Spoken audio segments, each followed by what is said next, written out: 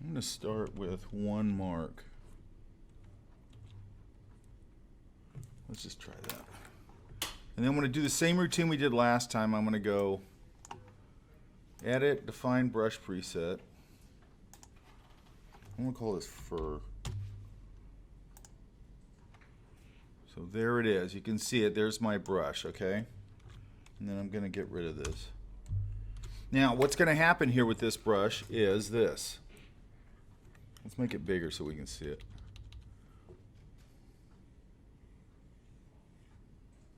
So you can see how it's seeing it. It's seeing it as that vertical right there, only it's just putting that into a sort of a ribbony idea. Does that make sense? So it's all tight knit. Now, sometimes you can make a brush out of something really, weird, and it'll do really interesting things like my feather brush, okay? But let's take this now and go a little bigger so we can see it. And I'm going to go over here now to right here to brush settings, okay? And you have all these things over here. Some of these you're going to notice won't really affect the brush we're doing right now. We'll get into those a little later. But I'm going to go, so the first thing we want to look at right here is brush tip shape. So I can change this. I can change this angle of it, like you can see right there how it changed. And then this window down here is telling me what I'm doing. Does that make sense? Okay. So now it just kind of changed the angle of the brush. So let's go. And then down here I've got spacing. So you can see what it just did, hopefully. It spaced out this brush. Okay, so now it's doing the same thing as it did before in that ribbon thing, but it spaced out the marks. So I'm going to go just a little tighter. And even that can come in handy for something. And then I'm going to go to, so that makes sense, correct? Okay. Now I'm going to go to the next one, Shape Dynamics. And I'm going to take, let's just go jitter. So if you notice, down at this bottom here, it sort of randomized the sizes of these a little bit. And then I got an angle jitter, which I can randomize it totally like that. So you can see it's randomizing it. Again, I might space these out if this was smaller, and I could use that for like barbed wire, because you're going to start using these things for very specific purposes. Then I'm going to go to, this is roundness jitter. It just softens up the edges. Same thing here. Let's go to scattering. So scattering is going to do just that. It's going to scatter out my brush. So now I'm getting that. This could be nice for ground texture if I wanted to just kind of top off the top with maybe some little twiggy things or something like that. And then let's go count. This just either makes it more dense or less dense if I pull this out. And you're going to have to get in here after I'm done with this and just play with these. And then this one, count jitter. Okay? But now let's get rid of some of this. I don't want it too scattered. And then I want to go Shape Dynamics. I'm going to go to this middle one right here. Okay, so if you notice right here, it has Control. And I'm going to go to Direction. And what that's going to do, let me do this one more time. I don't want to save this brush, so I'm going to come back here. And I don't want,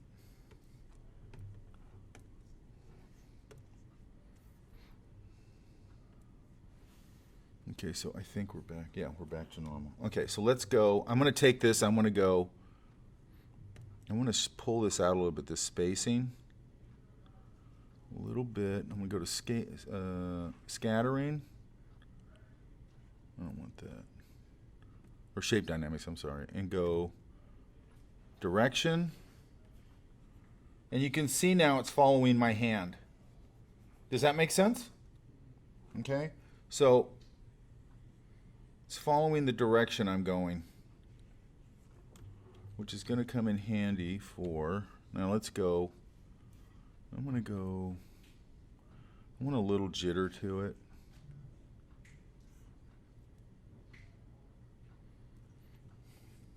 That's better. So now it's getting a little more random.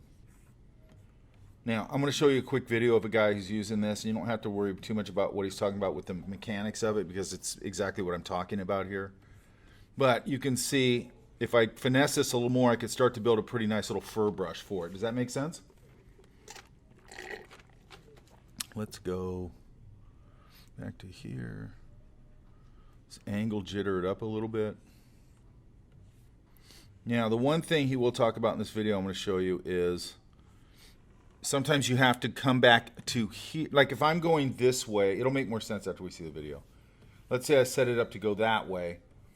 When I go to the other side, it might not be correct, so I might have to adjust it back up here at the brush tip shape, you know, to get it to do the right thing on either side. It'll make more sense in a minute. Let's go back to shape dynamics. Another thing I like to do, hang on, let me go to scattering. So let's go a little thicker. I don't like the angle at all on that, so I'm going to go back up to brush tip shape.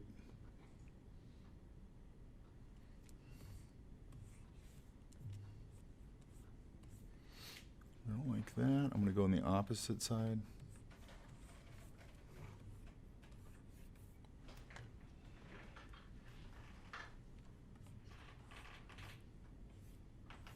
A little better. I'm going to go a little lighter here. Now,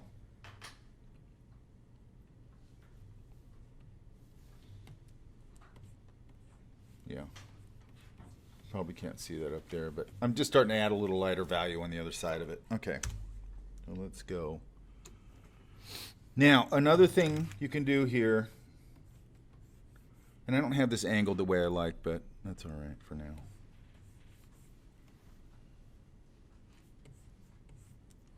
Let's straight up and down. So it's okay on this side, actually, on the right side. If I use this brush on the right side, it would be okay. If I want to flip it, I'd have to play with this angle right here. Another thing I like to do here, that's pretty easy, is transfer. And if you notice, what it did is it faded off either edge. So now I can just get a little more variation in my line. Does that make sense? Yeah?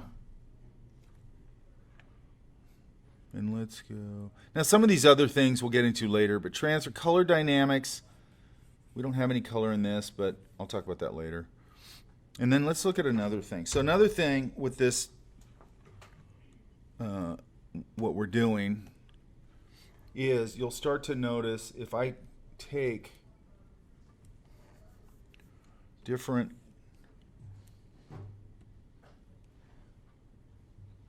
hang on, let me readjust. I want this one up on top. So I'm putting this folder up on top because this is I'm going to start collecting my favorite brushes in here. This one, again, being my favorite drawing brush. Now if I come in here and go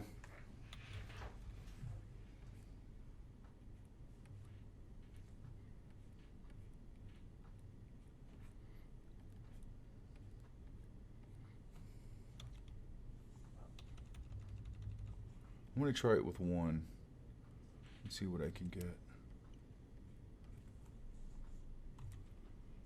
I don't like that one. Hang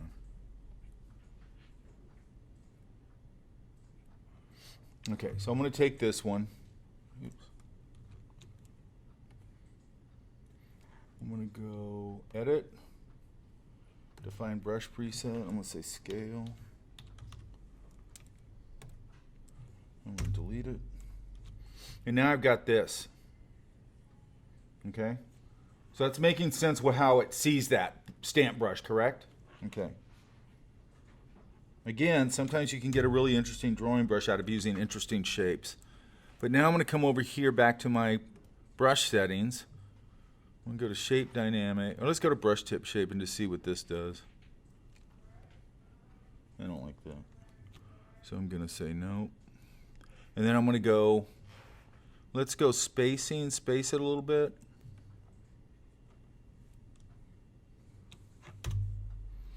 I'm going to space it further. Let's just see there. And then I'm going to come here under scattering. I'm going to put more of them. Scatter them out a little bit. And I'm doing these quick, all right? But what I'm going to ask you to do when I get done with this is to start going in here and playing with these. I'm going to go to transfer. Get rid of that. Now, sometimes, and let's try this another way. So let's try it another way. I'm going to make another brush.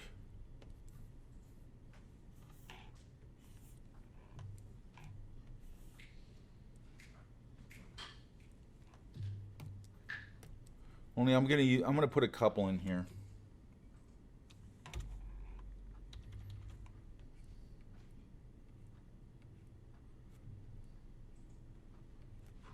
Because sometimes I've used this to make like scales and things like that on like lizards or dragons or something. And again, you have to spend some time dialing it in. All right, so here's another one, okay? Jobs would have killed everybody if that would have happened. Okay, here's your brush tip, shape. I'm gonna try just going to shape dynamics first. I'm gonna jitter this up a little bit so you can see now it's a little more random. And again, a lot of these things for me just become really good texture brushes. Does that make sense? If I start piling on a lot of these.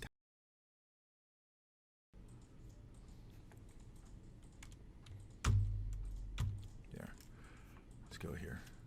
If I start piling on a lot of different textures and things like that, I can get a lot of nice ground texture. I'll paint into it, paint over it. Same thing you do with a ratty brush, you know, traditionally. Now let's go back to brush settings. I'm going to go, that's fine. That's fine. I'm going to jitter it up. I'm going to go to scattering. I'm going to scatter this out a little bit. Count. Okay, so that's going to dense it up or not. And then I'm going to go to transfer dynamics, or transfer. Okay, and you can see now it's getting a much more, and if I lean on my pen, actually, by the way, you guys, you're going to have to go upstairs and rent a pen, or check out a pen, okay? You can see here, like it's got, because I've turned transfer on, it's going lighter and darker depending on. If I just hit this real light, it stays pretty light. When I hit it, it's sort of, you know, fading it off, okay? So let's go. That's transfer, wet edges. Wet edges, I never really like. It just does weird stuff to it. And then I'm going to go back to brush tip shape and just look at spacing again. Now, the way you got to think of this is I could look at this. I'm going to just lean on this real hard so you guys can see it. You know, I could, you know, I'd space these out a little more, but I could, you guys can see that okay, right? I could take this and then go back over to my, I'd have to space them a little bit so they weren't overlapping. And go back to my transform tools and go to, in this case, I'll go to perspective. Actually, let's do this again, hang on.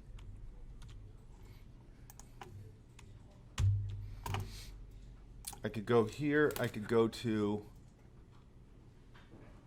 transform, perspective, and if I had an environment, I could use this as a cobblestone start. Like I could start a cobblestone street that way, okay? And even if I had a path, I could still come in here and I'd go, you know, get my eraser and come in here and just shape out where my path is in a logical way. And you can see it goes back into perspective pretty well. Does that make sense? Mm-hmm. So what you got, and then if I go, okay, well, maybe there's a hill here, like right here, it's coming over a hill. Could go back to transform, warp, and I could raise up a little part of it wherever the little, like maybe this thing veers over this way. By the way, I could go up here to, where is it? Up to the grid if I want to on my warp tool and put the grid back in. And there's my grid. I could put more. And that way I have these little points that I can see that I'm pulling. And I also have Bezier curves if I want to play around with that.